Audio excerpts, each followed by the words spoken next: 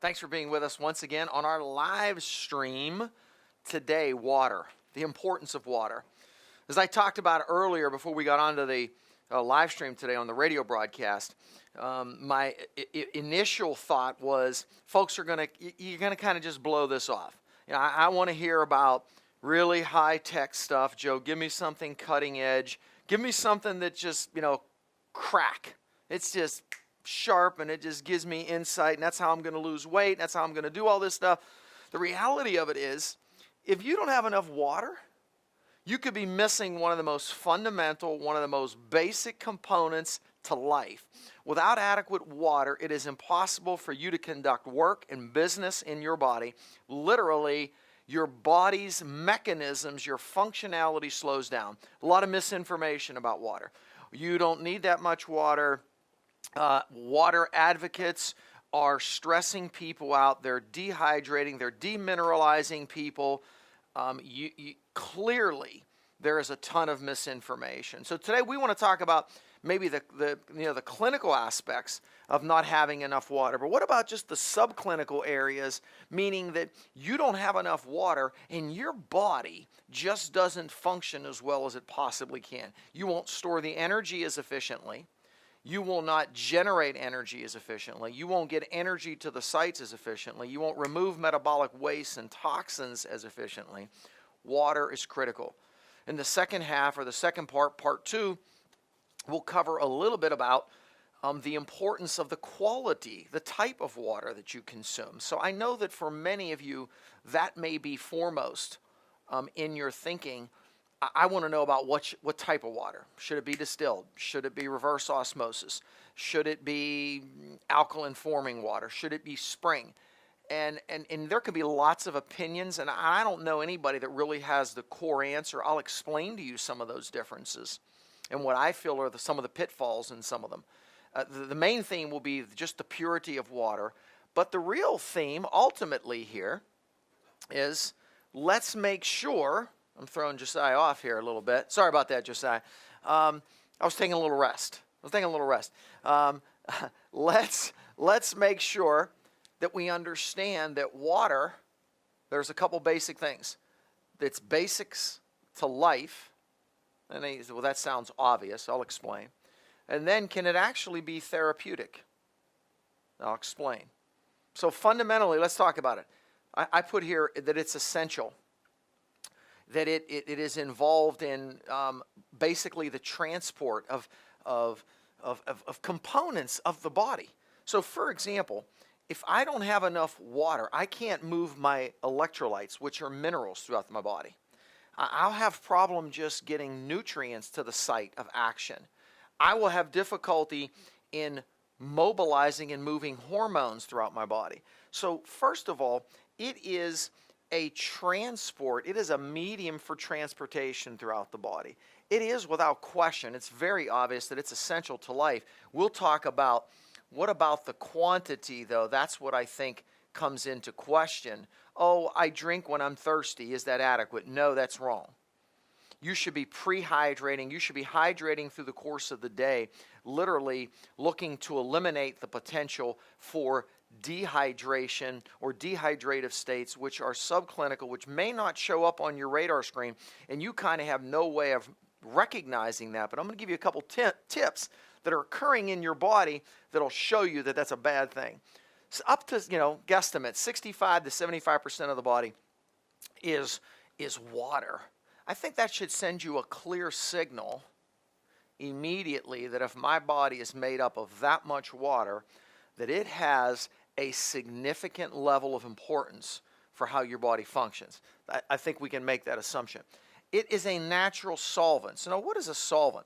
A solvent, let's just say you spill something on your carpet and you get out one of those sprays. Hopefully you don't use a chemical-based one. You use one that's more natural, that has natural ingredients in it and vinegar and so on.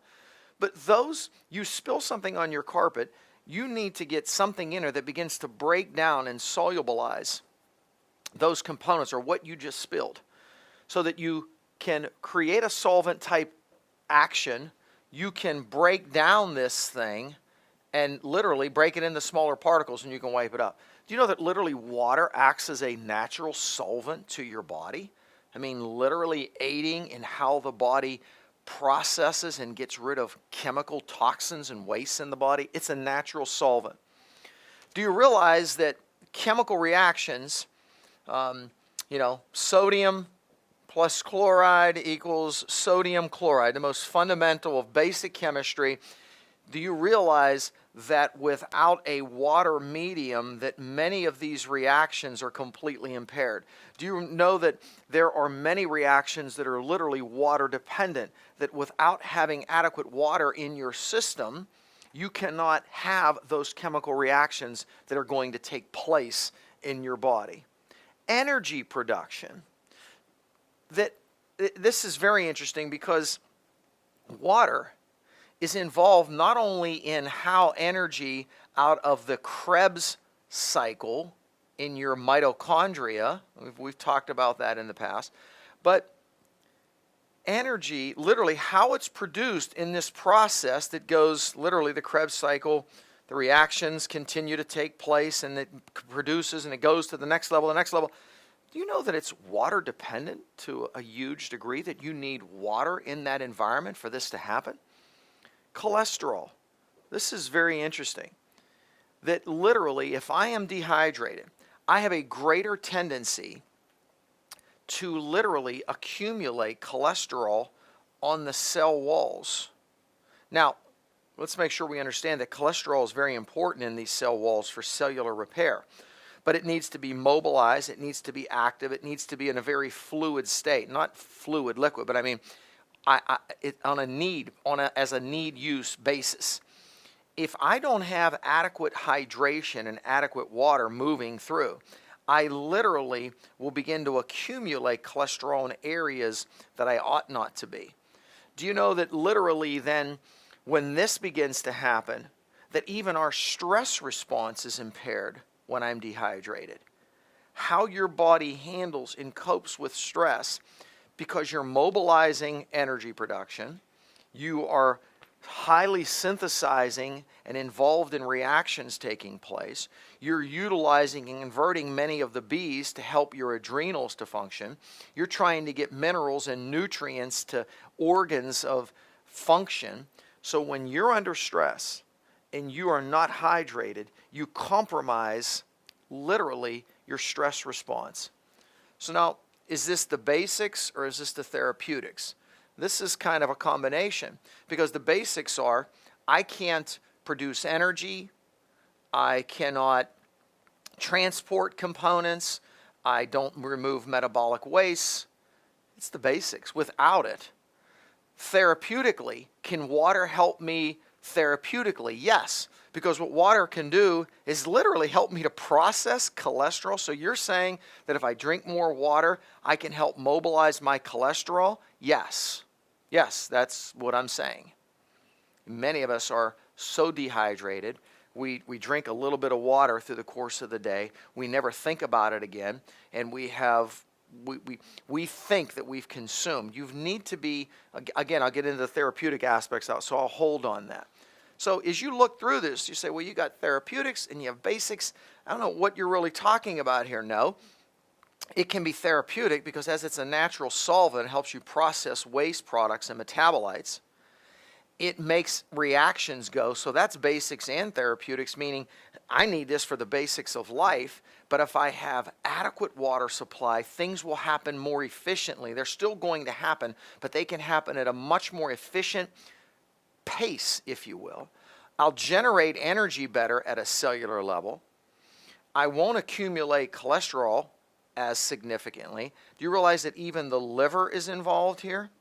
Do you realize that, for example, the liver, as it's first of all even making cholesterol, and even as it's processing chemicals, that the liver, you can have metabolites, you can have toxin exposure.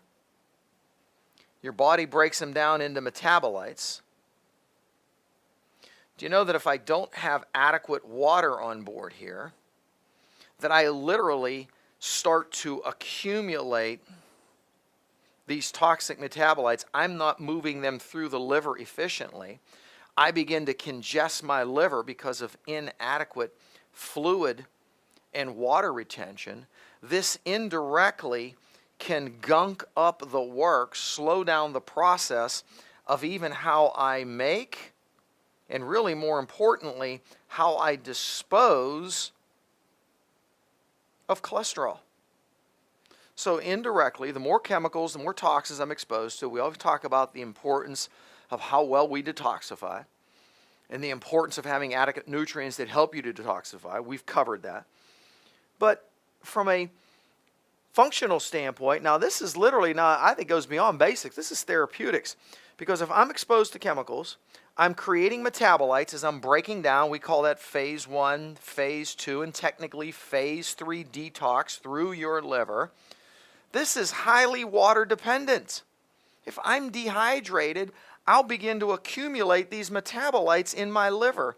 As I do that, I encourage a dysfunctional management of cholesterol. So literally, folks with high cholesterol need to be consuming more fibrous foods and more water. Why? Well, because you'll sequester and absorb more of the cholesterol that the liver's processing and breaking down and eliminate it, and you'll sequester more from the food that you consume. But secondly, as I'm hydrated, I make these other, you see, it's like a domino effect. So I'll make these other processes more efficient. As I make them more efficient, I literally can help my body dispose of cholesterol more adequately, more timely. Now that becomes a therapeutic aspect, right? Because now I'm doing all these other things to try to lower my cholesterol. Literally by hydrating better, I can help that process. I made some notes here. And as I go through this, I talked about, reasons for energy production, storage of ATP. Literally, water becomes this massive, and I don't know how else to say it and how I could term it, but I just made a note yesterday that it's a massive transport system. So we think of mass transit, right?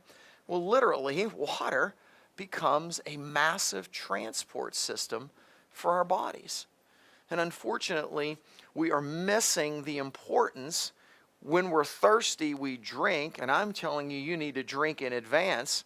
We need to think about having a portion of our water, probably by or around, early in the day by 10 a.m., 2 p.m., 5 to 6 p.m. You need to have 9 to 10 in the morning, 1 to 2 in the afternoon, 5 to 6. We need to literally have checkpoints where we make sure that if nothing else, we are consuming fluids very consistently at those periods. And I'll get into the amounts and so on a little bit later. One other area specifically, that insulin response, how your body processes and how your body handles the insulin response, which is critical to managing your blood sugars. So very indirectly, I just gave you that little scenario with your liver being overloaded, becoming gunked up without adequate water. Those metabolites accumulate. They can encourage more toxic buildup in the liver and then encourage more cholesterol. I should discourage cholesterol handling and management. So my cholesterol levels can rise. But you know what else can happen? Not only do you have that scenario happen, but I can accumulate and I can be at a higher risk for really what we would call fatty liver, because poor water supply can encourage insulin resistance. Insulin resistance eventually leads to things like fatty liver. So you're saying, are you kidding me that drinking more water is a cure so I can eat whatever I want? Obviously not. Obviously you still need to continue to do all the things we preach and teach you on a regular basis. But I could be doing a lot of these other things well. More fibrous foods, cutting back on refined foods and sugars, cutting back on deep fried foods, eating more vegetables and more fruits. But if I am not consuming adequate amounts of water, I'm not letting this whole reaction come to completion, because adequate hydration helps your insulin response in your body. So if you're trying to lose weight, you need to do this. It's a massive transport system. I'm trying to lose weight. How else does it help me? Well, how else it helps you is with your brain. Do you know that literally the brain consumes about 70% of all our energy, number one, and that hydration is critical to the brain because it's moving glucose energy in the brain. And do you know that a lot of times that there's actually been studies done on this? There's two things I'm going to talk to you about is hydroelectric energy, if you will. And then when I am dehydrated, not even to the point where it's clinical, you need to be hospitalized and be given an IV, subclinical dehydration, I just don't drink enough water, purified water, not sodas, not coffee, not other beverages. I'm talking water, all right? Water. Josiah's laughing. Don't laugh. I don't know if he's laughing at me or with me. I'm laughing because I've got my coffee. He's got his coffee here. He's got all kind of junk on the table, no, he doesn't. Bottles of water. That your brain, literally, when it is somewhat dehydrated, and you have increased energy demands for your brain, meaning it's your children, they're focusing, they're doing homework, they're in school, they're taking tests, you on your job, you having to be organized in the course of your day, get some things done, you're using your brain. Why do we become so fatigued and so tired when we're using our brain a lot? Because 70% of our energy is consumed by our brain. So when we overuse our brain during the course of our day, we become very fatigued, maybe not from physical labor, but from the use of our brain. This is key. That literally, if I'm not hydrating well and I'm subclinically dehydrated, that literally I have a problem with energy production in my brain. Now, what does that mean? I will then, what does that mean to you? How is that practical? What I will do is I will crave foods, and I will want to eat typically more carbohydrate-based foods because the perception is the brain is saying, I need more glucose and energy.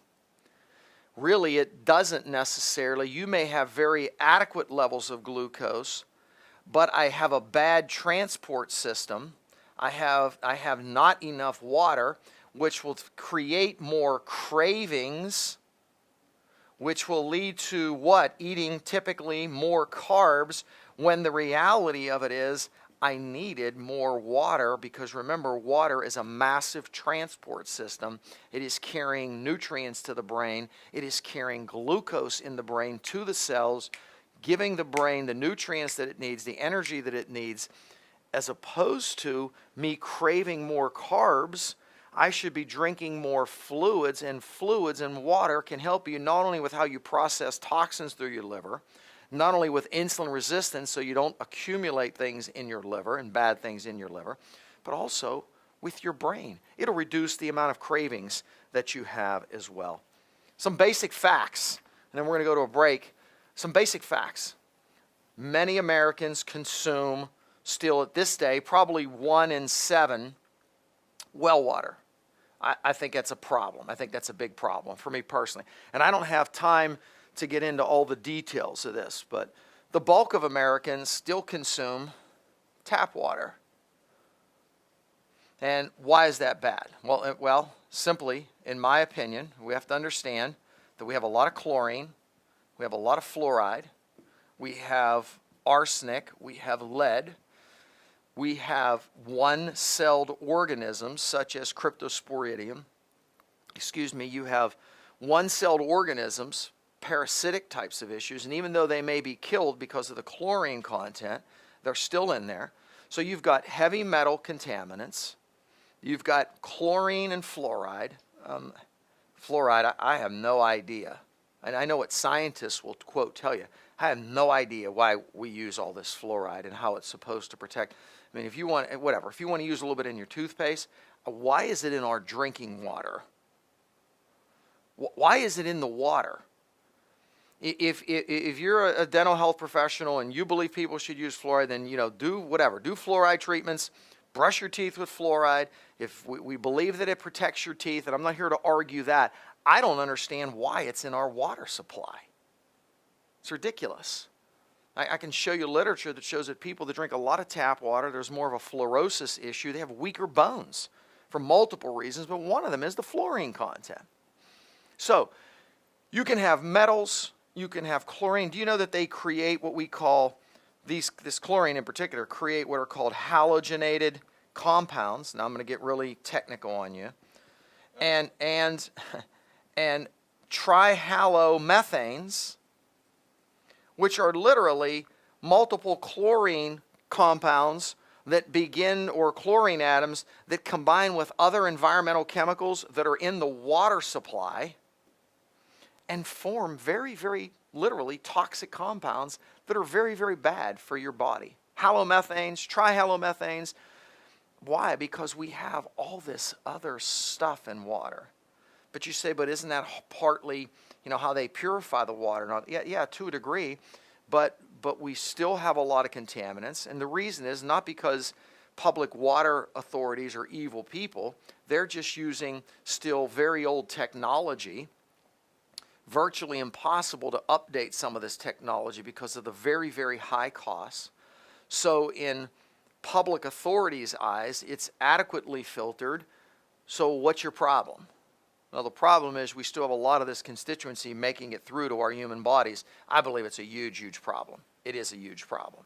So then the other side, the flip side is, then what type of water to drink? Well, we'll cover that in the next segment.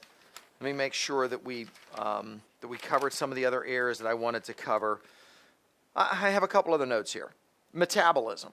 That literally water aids your metabolic activity. So we talked about the toxic metabolites in the liver. We talked about your brain, how your brain is in constant need of energy production, so that you have to see that many times I'm craving, and the reality of it is it's not for more food, it's for energy, right? This crave is literally a desire for more energy, glucose, but it doesn't mean that I need to eat more. It means that I need to transport it better. And how do I do that? Having adequate water.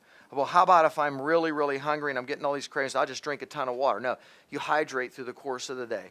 Early in the day, midday, later in the day, you should be hydrating consistently. You should be pre-hydrating. Subclinical hydration versus dehydration, or subclinical dehydration. Athletes, folks that work out. Do you know that many folks that have a lot of leg cramps, it's kind of simple in many cases. They're dehydrated. They lack minerals. They drink too much in the way of beverages that are dehydrating them, way too much caffeine, way too much sodas. They're losing minerals. They're losing fluids. They're not drinking water consistently. They have a lot of simple leg cramps. Can be somewhat remedied by doing mag-potassium combinations, good forms, improving your water supply, more hydration. It's a simple approach. And yet we have some other areas that are more sophisticated, looking at your folate levels, looking at your iron levels, and so on. But this is very, very fundamental. Let me talk to you another thing about water before we go to the break. That water... All right, diuretics. I'm on a water pill. So you have to understand how a water pill works. It causes excretion of the water through the kidneys, through your renal system. Do you know then that your kidneys then send off via what's called the renin and aldosterone system? Your kidneys will send off certain mediators that say, hold on to water. All right? So why many times folks that are on, now there could be a reason in many cases. You could have congestive heart failure. You could have some kidney disease. You could have ascites in your liver building up because of cirrhosis of the liver. There could be a lot of reasons. You could have hepatitis C. So I just want to make a point. I'm not telling you to stop using your diuretics. I just want to make a point. When you pull fluids out of the system, your body will secrete mediators that will try to get you to hold on to it. What does that tell you? Your body wants to excrete only what it knows it has to excrete, and it wants to hold on to water because it knows that it is a mass transport system. Your body knows that it's involved in energy production. Your body knows and understands the importance to your brain. It doesn't need you to tell it that. All right? What happens when I do not consume enough fluids? Well, your body then holds on to what it has. You say, well, then that should make up for the difference, right? No, it can't make up for the difference. Well, wait a minute. Yeah, you just said if I don't drink enough fluids, I'll hold on to more fluids. Yes, that's true. But do you realize how much you lose just in basic urination, fecal loss? Do you realize that you're losing it right now as I'm in this room under these lights, that there's micro amounts of perspiration that are being given off through my skin right now and being evaporated right into the air, let alone when it's really warm or warmer climates and warm summers? So your body, you don't consume enough fluids, it holds on to what it has, but you're having, and I don't want to get into the details, I can give you all kind of details as to how much your body loses on a typical weight individual, how many liters of fluid over the course of a 20, I don't want to do that. I'm just going to tell you the basics are, I'm telling you, you have a loss of H2O just with basic bodily mechanics and bodily systems, and you don't even realize it.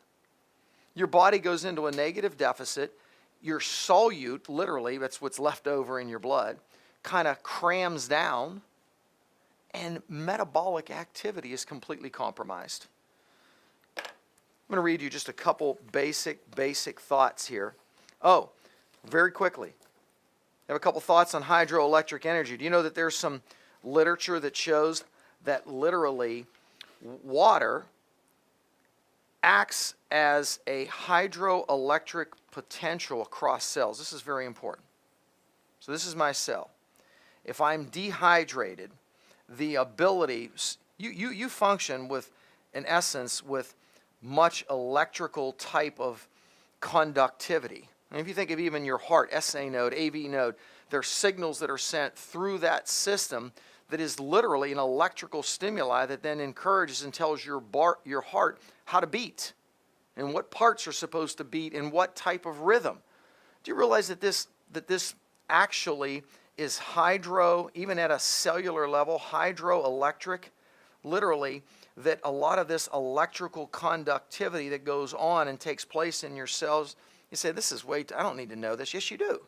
It's very important. Because literally, with inadequate hydration, if I don't have enough water, this basic construct doesn't take place. It doesn't happen efficiently. Hydroelectric potential. After the break, we're going to talk about type of water, how much water. I'm going to read to you just a couple of very quick new guidelines, Medscape, a number of years ago, for beverage classification. It just goes through and talks about how many sweetened beverages that individuals consume, how much coffee. This was in the American Journal of Clinical Nutrition in 2006. And then it just goes in and talking about the panel of water and electrolytes at the Institute of Medicine, therefore defined as adequate intake. And they go through and start talking about how important it is for a man at a certain age to have a certain amount of fluid intake, how you need to replace it every day. If you drink X amount of caffeinated beverages, how much more you should consume. I mean, literally, there's a very scientific construct to this so that you see that water has a huge potential. Study supports 8 glasses of water a day. Now, I don't want to, because now someone can weigh 250 pounds or 300 pounds, and they have a much higher need than someone that weighs 175 pounds, but just simple construct. Preliminary study adds credence to the notion that most people would do well to gulp down at least 8 ounces of water every day. Lead researchers, Wayne Askew, University of Utah, Salt Lake City, 12-week experiment, so that hydration status and well-being of 10 college students over the course of the study period, those that drank 4 glasses of water a day, those that drank 8 glasses of water a day, versus those that drank 12. Those that drank 12 functioned better, had better thought processes, better cognition, overall sense of well-being. It was a small study, but it proves and shows the importance of hydration. Stillbirths up. They're attributed to trihalomethanes. Linda Dodds, researchers, Dalhousie University, Halifax, Nova Scotia. 112 women looking at stillbirths versus about 400 women that had live births and did not have difficulties, and found that women that consume tap water that contain those THMs, trihalomethanes, Don't want to bore you with chemistry, but you have to know that it's in your body and that it comes from tap water. Why you don't want to consume tap water. 2.2 over twofold likelihood that you would have a stillbirth, the greater the amount of these trihalomethanes that are in your body. How do we get rid of them? You got to consume filtered waters. Chlorinated water affects cancer risk. It's associated with increased rectal cancers, bladder cancer, and even colon cancer, the more chlorination in your water. Chlorinated water linked to birth defects. A study in Norway, the Journal of Epidemiology, 1999, showing the more chlorination in the water, the more chlorination that individuals are exposed to, there was a higher rate of birth defects. Now, I'm not here to argue that. I'm just here to tell you that you need to consider the type and the form of water. Chemical water or chemicals in your water can damage your thyroid. We discussed this on what's making us fat, on our previous live stream about chemicals and how it interferes with your thyroid, how it doesn't allow you to concentrate iodine when you are exposed to a lot of chemicals in your water supply and in your food supply. The amount of perchlorate that humans consume is unknown, but we know that it's unsafe. The chemical is known to affect thyroid gland, and it just goes through. Journal of Occupational Environmental Medicine actually shows that the more perchlorate, more trihalomethanes they're exposed to, the less efficient and the more complication that they have with their thyroid. Okay, covered how bad some of these things are, right? How bad some of these chemicals are. How bad they affect your system. We need to have purified water. So we're going to go to break here in about 3 minutes, just a couple minutes here, about 2 minutes. So I think you need to really just think through. Do you drink water? Yes, I drink water. Do you drink water consistently? How much do you drink? We'll follow those up. Do we have some questions? If you have some questions, if you want to fire them in, you can send them right on the website, right where you're viewing the live stream right now. If you have some questions about types of water, forms of water, we will deal with them when we come back for the break. So please just send them through to support at AskJoeDiMatteo.com right there. Send us a quick email. I would ask that you would keep them kind of straightforward and pretty simple. Let us answer them quickly. Stay tuned. We're going to go to break. Be right back. Thanks for staying with us. It was a short break. I misunderstood Josiah. We weren't going to a break in 3 minutes. It was going to be a short break, 3 minutes. So we're back. Thanks for staying with us. Water, the importance of water. We've got to get you drinking more water. We need to consciously, I'll tell you why, because we're conditioned to a thirst reflex. We only drink when we are thirsty. You should really be hydrating well enough that you really don't become thirsty. You will also find the more water that you drink during the course of the day, that you will find yourself migrating more to water. You will actually want water more frequently. You'll become accustomed to drinking more water. I'm telling you, your energy will go up. Your ability to detoxify will improve. Your brain energy production will increase. How your body conducts work and business at a cellular level will greatly improve. These are unseen areas. These are hidden areas. But I've got tons of literature to back that up, to prove it to you. On the flip, what about the chemicals that are in tap water? How does that affect my health? Well, if I drink a lot of water, but it's tap water, then technically that's more dangerous than just not drinking as much water. Why? Lead, arsenic, aluminum, trihalomethanes, chlorine, fluorine, one-celled organisms, even though they're dead. We don't know, because of the chlorine, we don't know that encourages immune and antagonizes your immune system, creating more immunologic response from your body. Water, types of water, types of water. So let's just talk in this arena for a few minutes, and then we're going to wrap this. Types of water. Now, I didn't do an exhaustive, if you will, study in this area. So there could be other types. One of the gals called this morning on the radio and asked me about this other type of water through a cistern filtration system out back that's supposed to be now the purest. I had yet to hear of that. So I do not want you to think that this covers every aspect. That would take probably an hour alone. I'm just going to give you the basics. We know we have tap. We know we have well. And I have issues with both of these. We have too much iron ore in well. There's too many documentation of groundwater supplies, like components making it into well water, creating problems for individuals consuming well water. Tap water, I already covered some of those issues, difficulties. So it doesn't leave you with much. So what's left?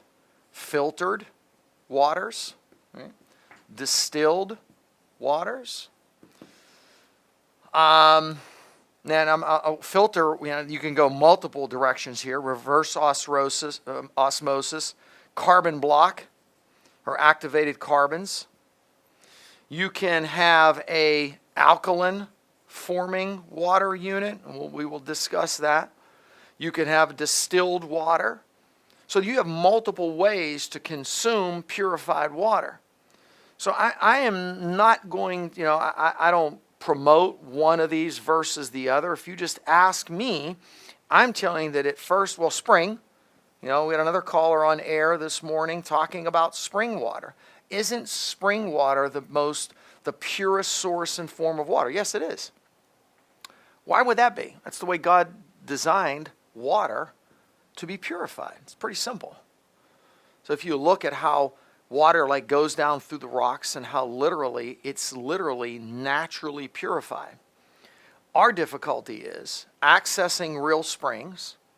I also mentioned earlier that I can remember my father as a child going and at a natural spring and getting spring water for us at home. So my dad back in the 60s was going to springs and this often as he could and getting gallons and gallons of this spring water and bringing it home, and we used it. So there's most definitely, this would be great, but we can't be guaranteed that all these springs are as clean as they're supposed to be, where they are, who's picking it up for you. I mean, there are a lot of potential issues here. So where does that leave us? Tap? No. That leaves us, what about well? Preferably not unless you're filtering adequately that well water. Distilled, I don't like distilled. I think a couple of things. I think when we distill, what happens with the distillation process, we leave behind all of maybe the heavy metals and all the bad things. But when you distill, when you heat and you kind of evaporate water, unless you do what's called a double distillation process, which highly purifies water, few people will do that. Industry does that when they're running tests. In some cases, from my understanding, I might be wrong, but in nuclear power plants, when they're doing and running tests, they'll do double distillation processes. But most waters that we consume are not double distilled. So what happens is you have a lot of chemicals that, because they will go up in the water that's literally vaporizing. It goes up in the vapor and then ends up in your container of water. Now, the other argument is people call it dead water, distilled water, because there's no minerals in it. Well, you might as well call RO an activated carbon dead water as well, because it's demineralized. So that'll bring up another argument. But you're going to have to pick your fights here. So what about alkaline water? I know that doesn't make sense. I'll explain it. What about alkaline water? I actually am a fan of alkaline water. Why? Because alkaline water uses a cathode and an anode. It gets into a little bit of engineering, and what they do is they have the ability to pick out and pull out all of the bad stuff, the bad minerals, and then at the end of the filtration process, it literally deposits back in the good minerals. You can separate them and put them back in, and you have alkaline water. Why is alkaline water important? All it really means is it has more minerals, and it helps to alkalinize you, which helps to detoxify and balance your system better. That's a good thing. The problem, at least at my last look, and this was a year or two ago, that alkaline forming water units, unfortunately, still can't guarantee you that you don't have other chemical types of constituents, because the focus is on literally alkalinizing. Now, could they have changed some things in more recent years? I'm sure they have. I'm not saying that I'm against alkaline water. I think there's merit here. But in general, let's go back over this. Tap water, no. Well water, no, unless it is post-filtered. So dead water, you mentioned that. What's that supposed to mean? Folks say, oh, you should never do distilled because it's dead water. Well, I'm not a fan of distilled. I don't consume distilled water. So you can call it dead because they call it dead because it's just water. It has no minerals. And it's a little more acidic. Now, this is a little bit of the problem that I have with it. Well, that'll also happen with reverse osmosis systems, even activated carbon. And what am I saying when I talk about this? RO pushes and forces water against a medium that literally purifies the water down to a 1 micron size so that it gets out one-celled organisms, metals, chemicals, and in most cases with 97 to 8% purity. So I'm kind of a fan of RO. And I know a lot of people will disagree with me and say, oh, that's terrible because it's dead water, it doesn't have minerals. You have to get the big picture. The big picture is you should be getting most of your minerals from what you consume. Vegetables, fruits, quality supplements, quality diet. Would it be good to get it through your water as well? Because I'd be drinking spring water. It has all natural minerals in it. Absolutely. We already discussed why that's a potential problem for many of you. Unless you live out in the country and you have springs near, go for it. I say go for it. On the flip side, I need to then say, well, is distilled the option? I don't believe so. Is RO or carbon block? I still believe these two are the sanest, safest ways, in my opinion. This actually purifies the water even more, RO. But Joe, it doesn't have minerals, so it's kind of dead. But understand when I say when you got to fight your battles. What I don't want you to be exposed to is the arsenic and the aluminum and the lead and the one-celled organisms, parasitic types of issues. I don't want you to be exposed to the trihalomethanes, the chemicals that we documented create problems, encourage certain health, and create health hazards for us. I don't want you to be exposed to all the chlorine. I don't want you to be exposed to all the fluoride, because in our discussions, even with thyroid functioning, we know that many of these components, the trihalomethanes, chlorine, fluorine, have an impact on your thyroid. Chemicals in our water supply that contain perchlorate, which is a huge issue, and it's everywhere. Perchlorate consumption, perchlorate, absolutely interferes with iodine in your thyroid and diminishes. You know how many people have thyroid problems? You know, our most viewed video is thyroid, our thyroid video. Why? There are millions of Americans that are on either thyroid hormones, don't feel any better, have all the thyroid symptoms, have tried to do thyroid supplements. A lot of times it's in this area. And I explained that on our live stream, it's all about thyroid. That was all about thyroid. And that wasn't even comprehensive. So I'm picking my fights. What's the best type of water? There's a lot of argument on this. I still say it comes down to these two guys. Why? Because it purifies the water. Oh, but Joe, you're crazy. It's dead. I can't argue that.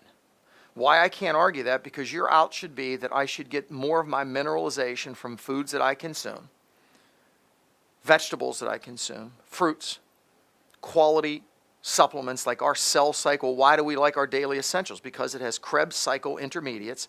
It has minerals that your body recognizes. It is bound to salts the way they're found in fruits and vegetables.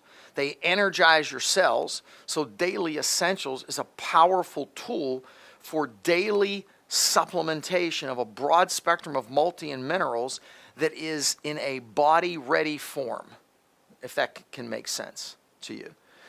Water, we need more of it. There's a basics to this. There's a therapeutics to this. Thirdly, what about the type of water? Do I consume water sources that I want to get all minerals in, but then I'm still exposed to chemicals? No. Why? Because they interfere with other chemistries that need to be taking place in the body. So do Americans drink enough? No, we do not. So let's just quickly cover this, and I think we're going to wrap it up. Roughly, half of, there's all kind of formulas. Everybody's got a formula. But half your body weight in ounces is adequate. If I weigh roughly 200 pounds, roughly 100 ounces of water should be you. You weigh 300 pounds, you need roughly 150 ounces of water. But I have congestive heart failure. I am not allowed to drink a lot. It's a little different story. I have renal disease. It's a little different story. Relatively healthy individuals, and this is the bulk, this is 90% of the folks that are in this category, do not consume. I would venture to say probably 8 out of 10 Americans, 9 out of 10 Americans consume nowhere near enough water during the course of the day. This is, to me, in addition to what you would get from your food supply, vegetables and fruits that have moisture content. Why? You say, well, it doesn't make sense, because your body has this, you are losing fluids. You realize your gastric mucosa is producing and utilizing like a mucosal barrier that it needs water for. Do you realize that your pancreas is concentrating fluids along with amino acids, that it literally secretes gastric secretions to help you to digest your foods, to make chyme so that literally you can break and digest your foods? That as I stand here, I'm evaporating literally moisture from my skin, and we are losing fluids continuously. You've got to replenish it. You will feel better. Your energy levels will be better. You'll process better. You'll handle chemicals better. Your liver will act better. You'll even help your cholesterol levels. You'll help your stress response. You'll get more energy to the cells in your brain. If you drink water consistently, I guarantee you'll crave less. A lot of other issues with cravings and food intolerances, insulin resistance, but this should be part of a kind of a method to what you do on a daily basis, water. I hope this has helped you. I hope this encourages you today. The importance of water, I think it's critical. We don't do enough. We don't do enough quality. Am I still over here? We still good? Let me just read to you real quick. Solomon, I've been talking a lot about this, leadership and quality of leaders, and I've kind of been making light of it, and I don't want to make light of folks, but you go into bookstores and you see, 10 steps to being a quality leader. Be the leader in business, the leader in that. And we've got all these 10-step, 5-step, 20-step kind of gimmickry and gadgetry. And not to say that some of those principles aren't utilizable. So let me make that clear. But you can see some amazing characteristics right in the Bible. Solomon prays to God after he builds the temple. And he talks to God in the sense of with great humility. And he prays and he says, may the Lord our God be with us. So he prays for God's presence in his life and with the people of Israel. And he says that he might never leave us nor forsake us. How many of you know that we need to have some tangible support, that we have him with us at all times, that we may turn our hearts to him? That literally he's saying here, I want you, God, to turn my heart and the people of Israel, I want you to turn our hearts to you. An amazing prayer. That we would walk in obedience to you. That we would keep your commands. Be near to the Lord our God day and night, so all the peoples of the earth may know that Lord is God and there is no other. Here's God's response to him. He said, I've heard your prayer and the plea that you've made before me. He says, I've consecrated this temple which you have built by putting my name there forever. My eyes and my heart, listen to what God's talking about here, will be there always. Solomon had to engage. He was obedient. He built the temple. David, his father, was told, as amazing as David was, that he wasn't, for some of his misgivings, he was not going to build the temple. Solomon was. But then watch this. I talk about quality leadership. Look at what God then says to Solomon. I have heard your prayer that you've made before me. I've consecrated this temple which you have built by putting my name there forever. My eyes, my heart will be there. But as for you, so this is a word for you and I. Folks would disagree with us. We're under grace. Yeah, we're under grace. Praise God for grace. Unmerited favor. God literally sent his son to die for me. Didn't deserve it. That's grace. Absolutely. But God still has called us to a walk with him. Watch this. But as for you, Solomon, if you will walk faithfully before me with integrity of heart, uprightness as your father David, do all that I command, observe my decrees and my laws, I will establish your royal throne over Israel forever. I promised your father David when I said, you shall never fail to have a successor on the throne of Israel. Bottom line is, be faithful, walk before God with integrity, uprightness as David did, observe his decrees and his commands. God is saying that he will be with you. These are marks, literally, I believe, these are leadership marks. Why? Because every one of them, they don't say to you, put yourself in a position to lord over individuals, but it's all about submission to him. See, when we are submitted this way vertically, God gives us the ability to be leaders in our community, in our homes, in our workplace, with our colleagues, on our teams. It doesn't matter. See, but if we look to elevate and to lord it over and to become leaders over folks, I believe God's saying here, no, you just worry about your walk before me. You be faithful before me. You be integritous before me. And as you do that, you see, I'll establish everything else. Don't strive to be a leader. Strive to be a God pleaser. God will make you the leader that he's called you to be. Thanks for being with us. God bless you. Tell others about the live stream. I hope you enjoy this. I hope it helps you. Be blessed. Have a blessed, blessed day.